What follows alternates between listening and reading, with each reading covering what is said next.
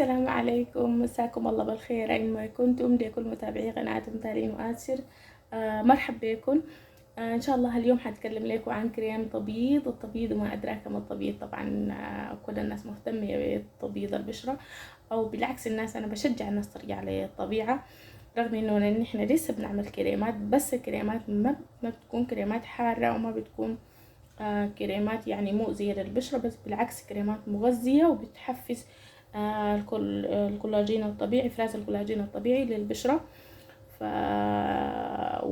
بحب الناس انها تهتم ببشرتها جدا وترطب. الترطيب اهم شيء، الترطيب اهم يا بنات من الكريم بتاع التفتيح. يعني بشرتك دي لو كانت صافية مرطبة جدا معناها بشرتك صافية، معناها ما في حبوب، معناها ما في بثور، معناها ما في رؤوس سوداء، معناها ما في آثار بتاعت حبوب. طيب لو قلنا نعمل روتين لليوم، بس اعتبروا روتينك لبشرتك مع الصلاة على طول. يعني نحن بنصلي 5 أوقات في اليوم، نعتبر إنه بعد كل ما تتوضي لازم اغسلي وجهك وامسحي بعد الصلاة.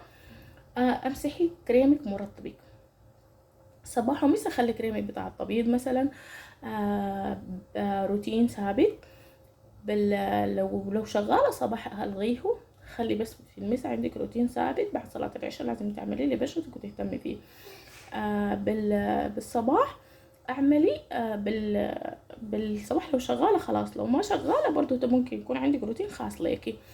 طيب انا هنا قلت لكم تعملي روتين لك ثابت. تمام. يلا شوفي، لو عايزة تعملي روتين لبشرتك اعمليه مع اوقات الصلاة. شفتي صلاة الصبح تقومي امسحي وشك، غسلي وتوضي وصلي واعملي كل عباداتك.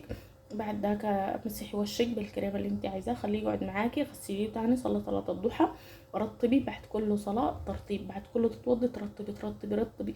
كل ما رطبتي كل ما كانت بشرتك، شفتي بيبي فيس، كل ما كانت بشرتك ناعمة، كل ما كانت بشرتك نضرة، كل ما كان يعني وشك ما شاء الله تبارك الله يعني جميل يعني.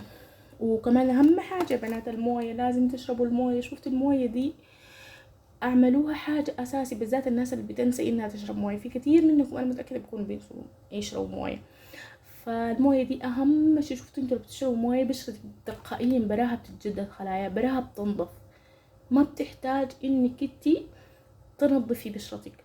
يعني تشربي موية كتير معناها نظفتي جسمك من السموم، نظفتي جسمك من كل الاشياء الموجودة في الجسم الممكن، الدهون الممكن تأذيكي، تساعدك انك تخصصي، تساعدك انك تخسي، تساعدك انك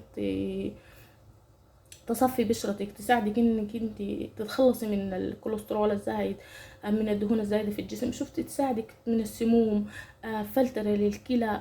يعني قدر ما اقول لك اشرب المويه الكتير ده، سبحان الله سبحان الله، يعني قال جعلني من الماء كل شيء حي. فتخيلي انك انت كل ما شربتي مويه كل ما كان اديتي جسمك حيويه، اديتي جسمك طاقه، بالتالي برضو ما حتحتاجي انك تاكلي كتير. بالنسبه للناس اللي بتحب الاكل الكتير ما بتحتاج انك تاكلي كتير، لانك شربتي كميه كافيه من المويه، فبعدين اديتك احساس الشبع وكده.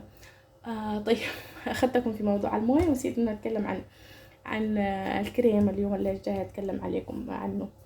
طيب بالنسبه للكريمات، طبعا انا بعمل عنها ريفيو او انا بتكلم عنها، ودي ما اعلانات للكريمات، دي تجربتي شخصيه انا جربتها وكريمات نفعت معي ودتني مفعول، وحبيت اديكم تجربتي فيها.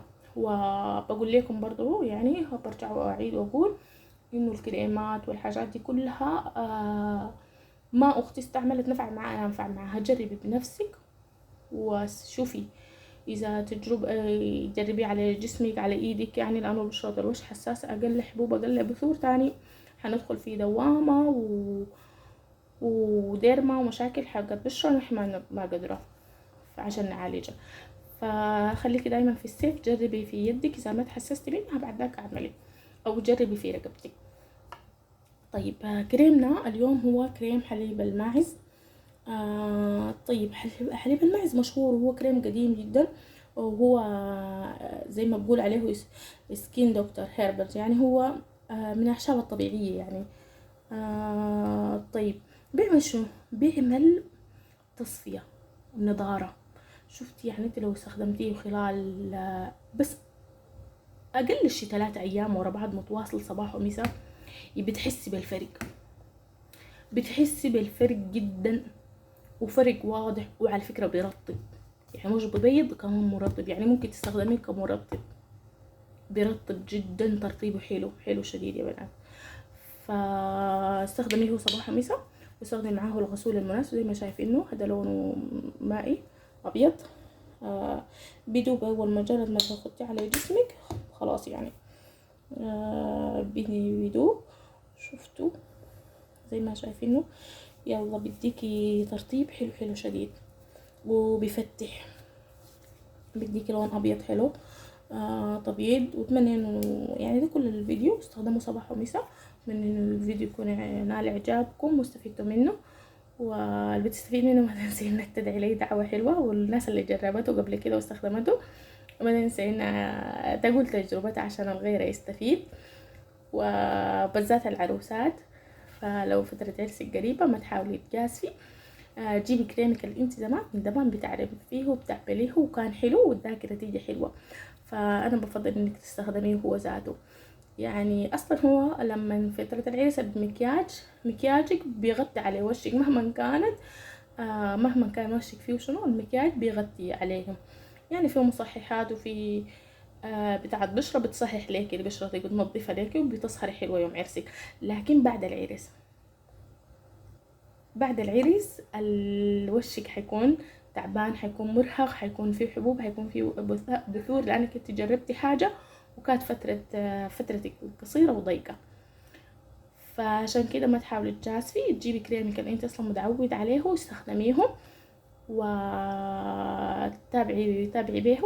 واهم شي تشرب عسل برتقال فريش، قللي السكر، آه، رطبي رطبي عاد كله صلاة. اي كريم ترطيب، شفتوا زبدة شيا، زبدة كاكاو، ما في اقل. شفت ابسط الاشياء، فازلين، شفت فازلين الواحد ده ورطبي بيه يا اخي، بيرطب جسمك، ده بيخليكي سوفت زي البيبي، بيرطب لك جسمك.